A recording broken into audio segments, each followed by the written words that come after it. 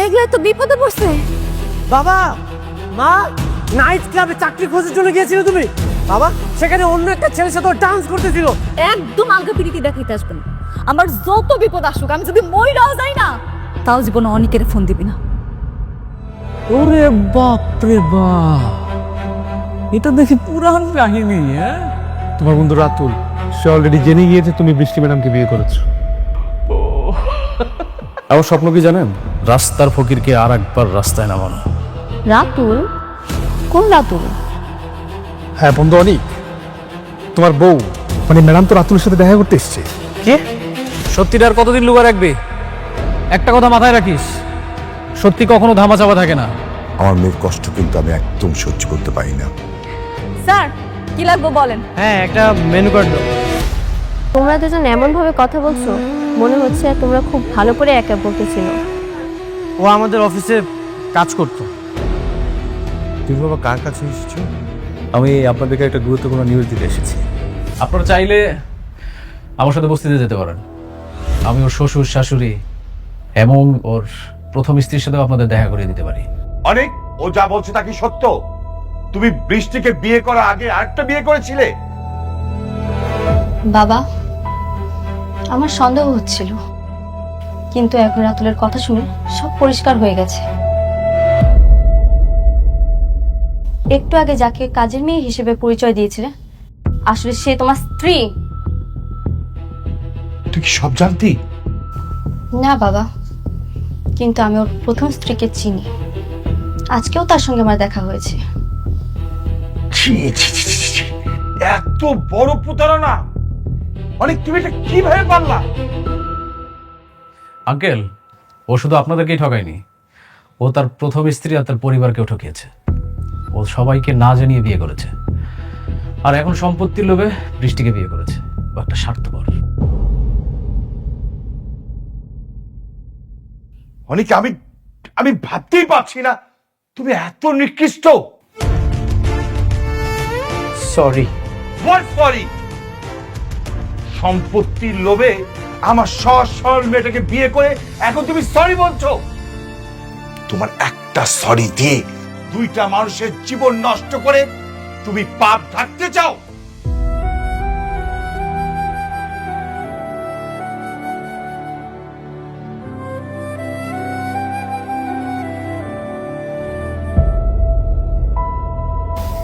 কেন করলে এমন? আমি তো তোমাকে জোর করিনি, আমি তো তোমাকে ভালোবাসি। সেই শুরু থেকে আমি তোমাকে ভালোবেসে এসেছি, আর তুমি আমার ভালোবাসার এই প্রতিদান দিলে। আমি নিরুপায় ছিলাম। চুপ, আর একটা কথাও বলবে না। তোমার সাথে কথা বলতেও আমার এখন ঘৃণা হচ্ছে।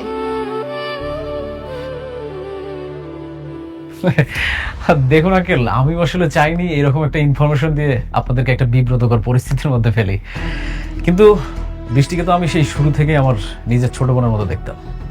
তাই ভাবলাম যে এই ইনফরমেশনটা দিয়ে একটা বেঈমান প্রতারকের হাত থেকে আমার বোনটাকে আমি বাঁচাই। এখন দেখুন, আমি তো সবকিছু প্রমাণ দিয়ে দিলাম, বাকি সিদ্ধান্তটা আপনাদের উপরে। এখন আমি আসি।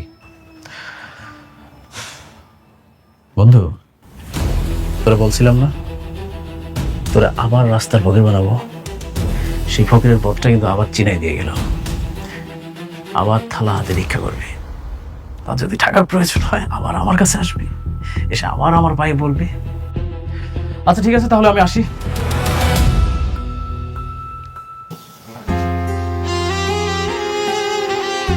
এতদিন আমার ভালোবাসা ছিল একতরফা, কিন্তু যেদিন থেকে তোমাকে বিয়ে করেছিলাম, ভেবেছিলাম আমি যেভাবে তোমাকে ভালোবাসি ঠিক তেমনি তুমিও আমাকে ভালোবাসবে। কিন্তু আমি ভুল ছিলাম। তুমি কখনো আমাকে ভালোই বাসোনি, আর আজকের যে আঘাতটা তুমি আমাকে দিলে না, এর জন্য আমি তোমাকে কখনোই ক্ষমা করব না, কখনোই না।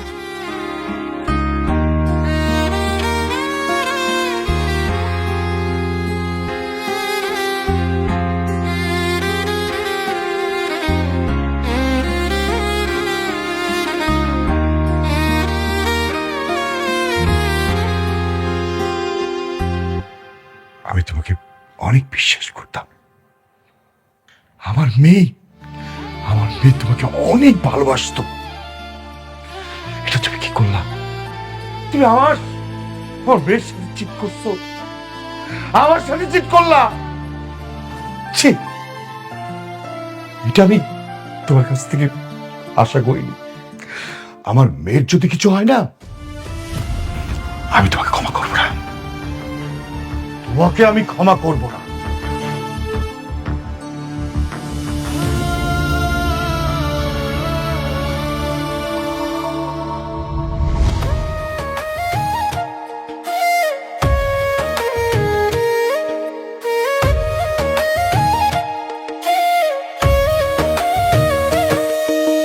ভাগ্যগুণে পাইলাম তোমায়, ভাগ্যে তো আর রইলা না।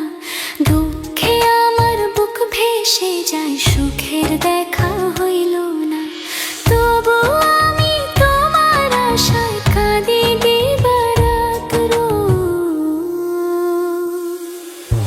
সুখে থেকো, ভালো থেকো গরিব ঘরের রাজপুত্রে। ও সুখে থেকো, ভালো থেকো গরিব ঘরের রাজপুত্রে। আব্বা জানো, আজকে না অনেক আমার দোকানে আইছিল ওর নতুন বউ লইয়া। কেন তোর দোকান আসছে কেন? কেন আইসে বুঝো না? ঘুরতে আইসে বউয়ের সাথে। সে তার বউয়ের সামনে আমারে কি পরিচয় করাই দিছে জানো? আমি নাকি হেড অফিসে কাজের বউ আছিলাম, আর হ্যাঁ আমার মালিক। হ্যার লগে নাকি আমার কাজের বউ আর মালিকের সম্পর্ক। তুই কিছু কস নাই?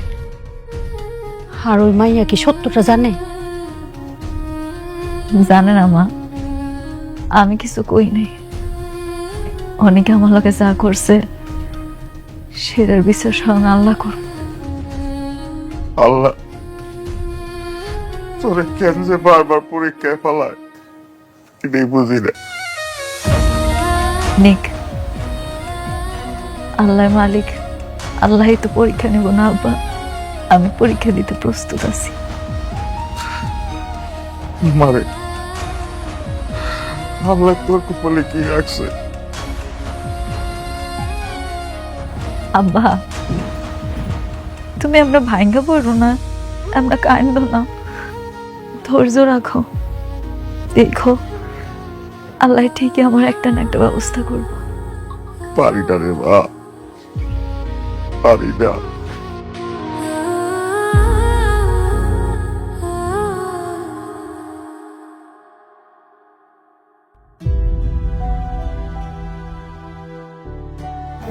তুমি এখন কি চাও? কোন বিষয়? তুমি কি আমাকে ডিভোর্স দিয়ে মেঘলার কাছে চলে যাবে, নাকি আমার সঙ্গেই থাকবে? আমি জানি না, আমার না সত্যি ভাগ্যটা খারাপ। কি করব না করব কিছুই বুঝতে পারছি না।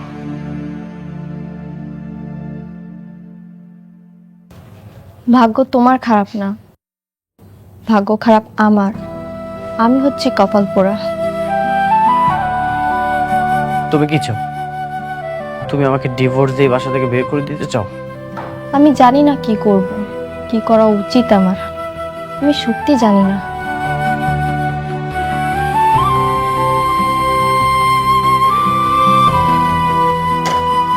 শোনো চাচা, যা খেয়েছি লেই খেলাও পরে দিয়ে যাবো। বাবা শোনো, বাবা বাকি অনেক পড়ে গেছে। হ্যাঁ হ্যাঁ, এইভাবে তো বাকি দেওয়া যাবে না।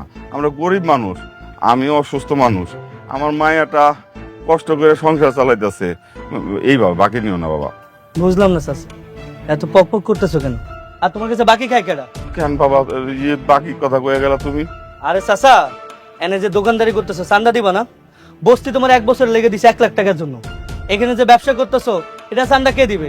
এই জন্য খাইয়া দেওয়া যাইতাছি, মাস শেষে হিসাব করবো কত টাকা ভাই, পরে দিয়ে দিবা, সমস্যা কি? লেখারা হয়ে গেলাম গা। কি কো বাবা? হ্যাঁ, সরকারি জায়গায় দোকানদারি করতেছি, তোমার আমি চান্দা দেবো কি জন্য? আমার চান্দা দিবা কি লেগে? মানে এটা জায়গা সরকারি হইতে পারে, কিন্তু এটা আমার দখলে আছে। আমি যা বলবো তাই হবে। তোমার বলছি লেখা রাখো, মাস শেষে হিসাব করবো কয় টাকা পাই তারপর দিয়ে দিবা। না বাবা খারাও,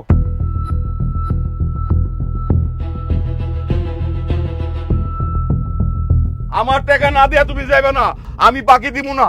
তুই কত বড় সাহস, তুই আমার লোকে চিল্লায় কত কস? তোর আজকে থেকে এখানে দোকান করা বন্ধ। এই দোকান বন্ধ কর, চল।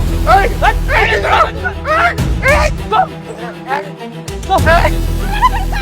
ছাড় কইতাছে, ছাড় তুই। তোর এত বড় সাহস আমার আব্বারে মারতেছস? তোর আব্বারে মারবো না কি করবো? তোর আব্বা আমার কাছে টাকা চাইলো কেন? টাকা চাইবো না তো কি করবো? আরে হারামজাদা, কি করবো? তুই দিনের পর দিন বাকি খাবি আর আমার আব্বার টাকা চাইলে দোষ। কি বাকি? তোর আব্বার দোকানে বাকি খেয়ে দিয়েছি কারা? আমি এখানে চান্দা নিতে এসেছি, ঠিক আছে? তোর বাপের ছেড়ে দিলাম। তোর গলায় যেহেতু এত জোর, আমিও দেখতে চাই তুই কত চিল্লাইতে পারছিস। চল আজকে চিল্লাম।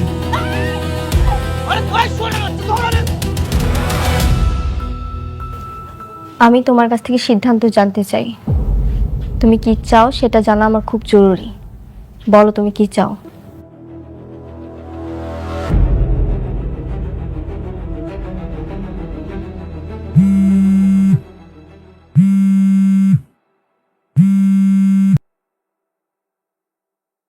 হ্যালো, হ্যালো অনেক ভাই,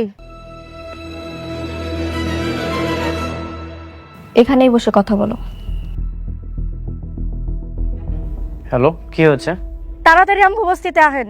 মেঘলা আর মেঘলার বাবারে গুন্ডারা মারতেছে। মারতেছে মানে? এটা আপনি আসলেই জানতে পারবেন, তাড়াতাড়ি আসেন। ঠিক আছে, আমি এখনই আসছি।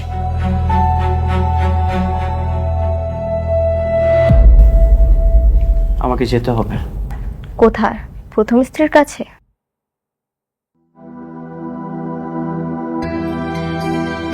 অনেক দাঁড়াও।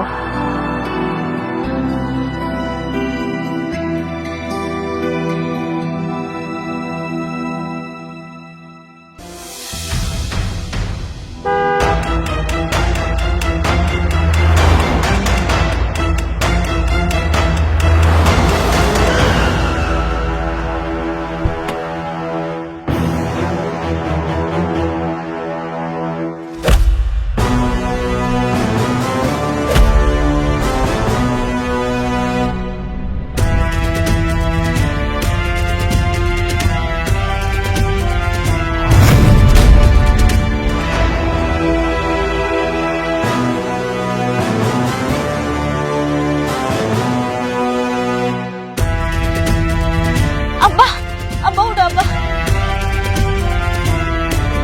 আব্বা তুমি ঠিক আছো? কিরে তুই এইখানে? মানে আপনি এখানে? ওদিনকেও তো আপনার কাছে চান্দা ছিলাম 1 লাখ টাকা, ওটা দেওয়ার জন্য কতদিন সময় ছিলেন? আর আজকে হঠাৎ করে এরকম বডিগার্ড গাড়ি কেমনে কি বুঝলাম না তো। এগুলো কি সত্যি? সেদিন ভদ্রতা দেখিয়েছিলাম, এই জন্যই তোকে চাঁদা দিয়েছিলাম। নেক্সট টাইম যদি এই দোকানের আশেপাশে তোকে আমি দেখি, ঠিকমতো হাসপাতালেও যেতে পারবে না। আর একটা কথা শুনে রাখ, মেঘলা আমার ওয়াইফ, আর এই যে উনি আমার বাবা। ওনাদের আশেপাশে যদি তোকে আমি দেখি, তোর কিন্তু খবর আছে। যা, আর এক মুহূর্তের জন্যও আমি তোকে আমার চোখের সামনে দেখতে চাই না। যা।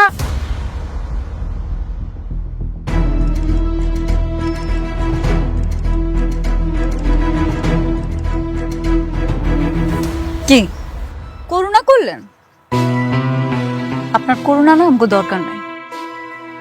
আপনি যদি ভাইবা থাকেন, আপনি উপকার কইরা আমাকে খুব খুশি করে ফেলাইছেন, সেটা আপনার ভুল ধারণা। হ্যাঁ ভুল, সত্যি সবকিছু ভুল।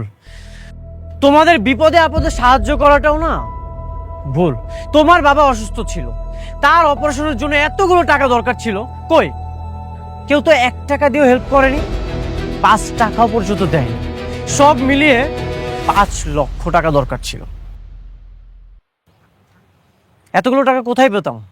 সেই টাকার জন্য তো আমি বিয়েটা করলাম, তোমাদের জন্য এত কিছু করলাম, আর সেই তোমরাই আমাকে ভুল বুঝতেছো। একটা বড় আমাকে বোঝার চেষ্টাও করলে না।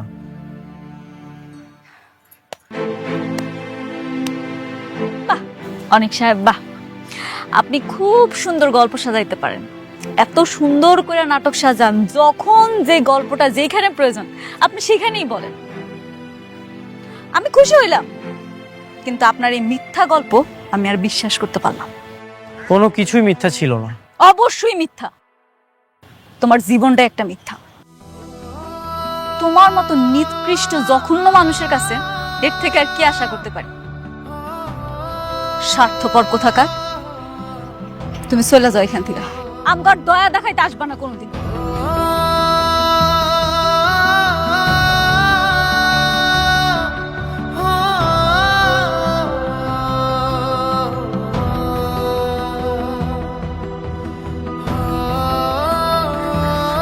আব্বা, তুমি ঠিক আছো? ব্যথা পাও নাই তো পায়ে? ঠিক আছে মা, আমি ঠিক আছি। চল আব্বা, আব্বারে ধইরান।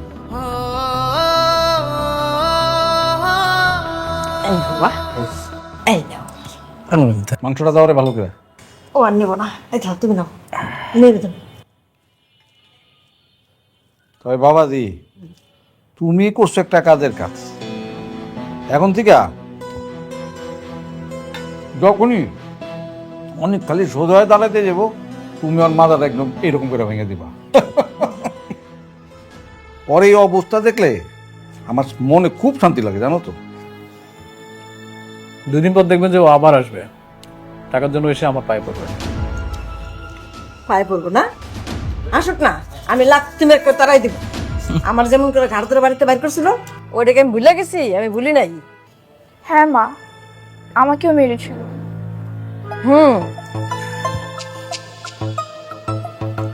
আবারও সবকিছুর প্রতিশোধ নেব। আগে ওকে একটু কান্নাকাটি করতে দেন, তারপর আবার ব্যবস্থা নেব।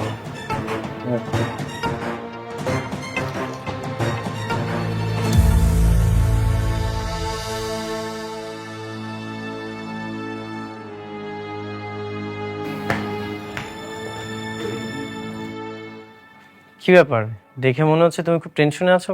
কিছু হয়েছে? এতক্ষণে ছাড়লো তোমার স্ত্রী? আমি তো একটা কাজে গিয়েছিলাম। কাজটা যে কি সেটা আমি খুব ভালো করেই জানি। তুমি তোমার প্রথম স্ত্রীর কাছে গিয়েছিলে। দেখো অনিক, তোমাকে এই মুহূর্তে একটা সিদ্ধান্ত নিতে হবে। কি সিদ্ধান্ত? এভাবে তো তুমি 2 নৌকায় পা দিয়ে চলতে পারবে না, আর আমি কোনো সতীনের সংসারও করব না। এই দুজনের মধ্যে তোমাকে যে কোনো একজনকে বেছে নিতে হবে। মানে? ও মানে বুঝতে পারছো না? আমি ক্লিয়ার করে বলে দিচ্ছি। তুমি কাকে চাও, আমাকে না মেঘলাকে? তোমার কাছে আমার ঠাঁই আছে মানেই আমার অভাব বলতে কিছুই নেই। তোমার কি মনে হয় আমি এখনো অতীত নিয়ে পড়ে আছি? আমি তোমাকেই ভালোবাসি, তোমার সাথেই থাকতে চাই। তাহলে তাকে ডিভোর্স দিয়ে দাও। ঠিক আছে, তুমি একদমই চিন্তা করো না, আমি ডিভোর্স দিয়ে দিব।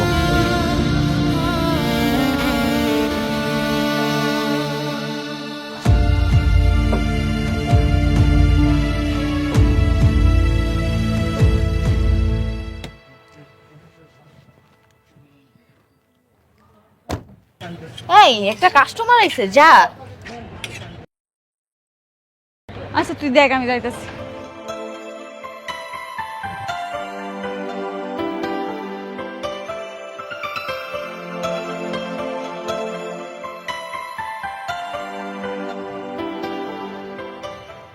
Sir, madam. আরে ভাবি, আপনি? এই কি আপনার এখানে? রাতুল তো বেইমানি করে বড়লোক হয়ে গেছে, তাই বুঝি আপনি আপনার কাজ নিজেই নিজেই করতেছেন। এটা কিন্তু খুব ভালো করছেন, নিজেরটা নিজেরই ভাবতে হয় সবসময়। আমি না আপনাগুলো কথা কইতে চাইতেছি না, আপনারা চলে যান। এটা কেমন কথা আপনি বললেন? আমরা হচ্ছে আপনার কাস্টমার, কাস্টমার লক্ষ্মী। কাস্টমার যত আসবে তত আপনার ইনকাম হবে, আর ইনকাম হলে আপনি বেশি বেশি টিপস পাবেন। না, দরকার নাই তো, আপনাকে টিপস আমার দরকার নাই। আপনারা শুধুমাত্র আপনারা আমার পেটের সন্তানটারে মারছেন, আমার সংসারটা আপনারা ধ্বংস করে ফেলাইছেন। শোনো, বাচ্চা নষ্ট হয়েছে ঠিক আছে, সেটা তোমার জন্য খুব ভালো হয়েছে না? অনেক তো দ্বিতীয় বিয়া করে আরেক জায়গায় চলে গেল, তাইলে তুমি সেই বাচ্চাটা নিয়ে এখন কি করতে কও? এখন বরঞ্চ ভালো হয়েছে, বাচ্চা কাচ্চা নাই, তুমি টপ করে একটা বিয়ে করতে পারবা। একদম ঠিক কথা বলছেন আপনি আন্টি। তো ভাবি, আমি কি আপনার জন্য একটা পাত্র খুঁজবো নাকি? ডিভোর্সি সুন্দরী ভাবির জন্য একটা সুন্দর সুযোগ্য পাত্র। দেখেন, এটা আমার দোকান, আপনাকে সুন্দর করে কইতেছে এখান থেকে চলে যান। কাস্টমার হলো লক্ষ্মী, আমি আপনাদের সাথে খারাপ ব্যবহার করবো না, আপনারা চলে যান। আরে ভাবি, আমরা তো এখানে থাকতে আসি নাই, আমরা তো আজকে প্রথম আসছি আপনার এখানে, যেহেতু খাইতে পারলাম না, তার একটা কাজ করি, আপনাকে কিছু টিপস দিয়ে যাই। এটা আপনার টিপস। আপনাদের টিপস আমার দরকার নেই, দয়া করে এখান থেকে চলে যান। আরে শোনো না, রাখো রাখো, রাতুল বাবাজি এমনিতেই রাস্তার ফকির মিসকিন রে টাকা দিয়ে দান করে, তোমারও নাই দিল, রাখো, কাজে লাগবে। আপনারা যাবেন। আচ্ছা ঠিক আছে ভাবি, রাগ করেন কেন? আমরা চলে যাচ্ছি, কোনো সমস্যা নেই। ঠিক আছে, থাকবেন, ভালো থাকবেন। আসসালামু আলাইকুম। চলো তো বাবাজি, চলো। শয়তানের বাচ্চাগুলা ইচ্ছা করে হেরাইছে, আর এমন একটা ভাব করে গেল যেন হেরা কিচ্ছু জানে না। আমার শান্তিতে থাকতে দিব না।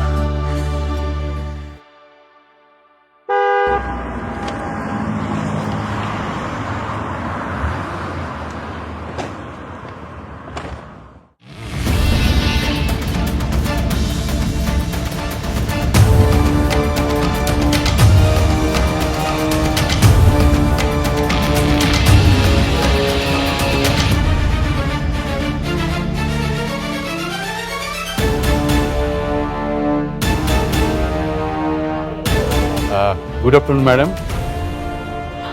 আরে স্যার, আসসালামু আলাইকুম। বসেন বসেন স্যার, কি খাবেন কোন? না না ম্যাডাম, আপনি বসুন প্লিজ।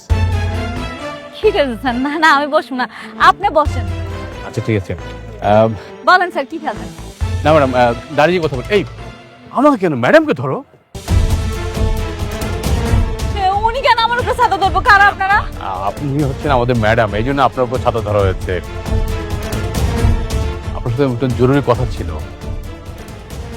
জি স্যার বলেন, কি কথা বলতে চান? আমরা অত্যন্ত দুঃখের সাথে জানাচ্ছি যে আজকে 6 মাস আগে আপনার বাবা মারা গেছেন।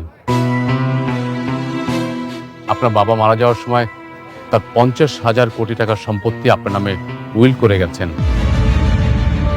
আপনি এখন সেই সম্পত্তির একমাত্র ওয়ারিশ। কি বলতেছেন স্যার এগুলো আপনি? আপনার নিশ্চয়ই কোথাও ভুল হয়েছে। আমার আব্বা আম্মা মারা যায় না, আমার আব্বা আম্মা আমার লগেই থাকে, আমরা সবাই এক লগে বস্তিতে থাকি। আমগো 50,000 কোটি টাকা তো দূরের কথা, 50,000 টাকাই নাই। ম্যাডাম, আপনি যেটা বলছেন সেটাও সত্যি। আপনি ছোটবেলায় হারিয়ে গিয়েছিলেন। আপনার বাবা আপনাকে অনেক খুঁজেছেন, মৃত্যুর আগে তিনি বারবার আপনার কথা বলেছেন, কিন্তু কোথাও আপনাকে খুঁজে পাইনি। আমরাও আপনাকে খুঁজেছি, তারপর আপনাকে এই তো আমরা খুঁজে পেলাম অনেক চেষ্টার পরে।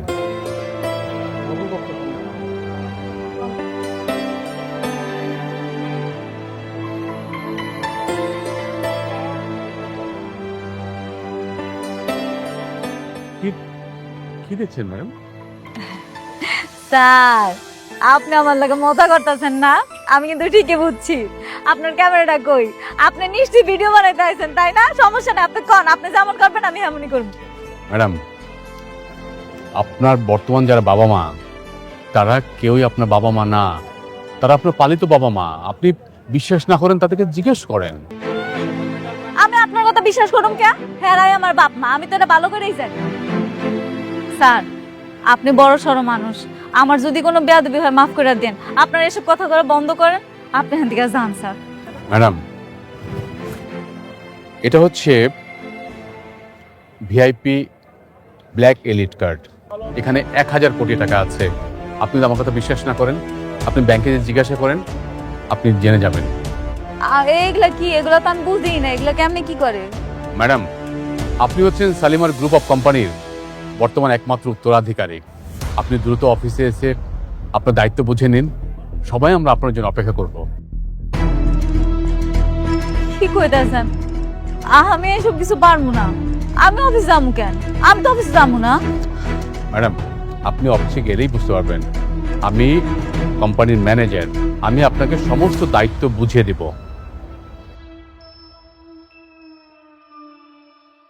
দিন, কার্ডটা রাখেন।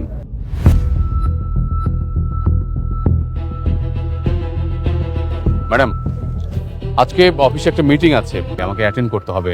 আর আপনি যখন ওই অফিসে গিয়ে দায়িত্বটা বুঝে নেবেন, তখন এইসব মিটিং আপনি প্রিজাইড করবেন। আমি তাহলে আসি ম্যাডাম। আপনি কবে আসবেন বলেন? না আমি তো যাবো না। আমি যাবো কেন?